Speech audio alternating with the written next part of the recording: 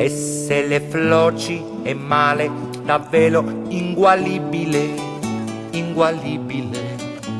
Non se la vedo dole, è proprio male, inculabile, inculabile.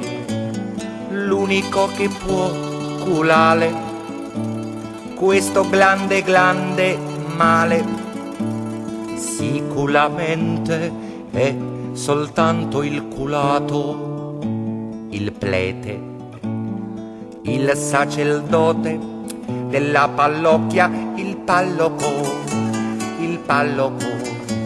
chi cura lo spirito da tutti i mali inculabili, inculabili. Ma chi c'ha l'animo sculo, sculo, sculo e dice io non mi culo, culo, culo, fa peccato e resta per sempre inculato.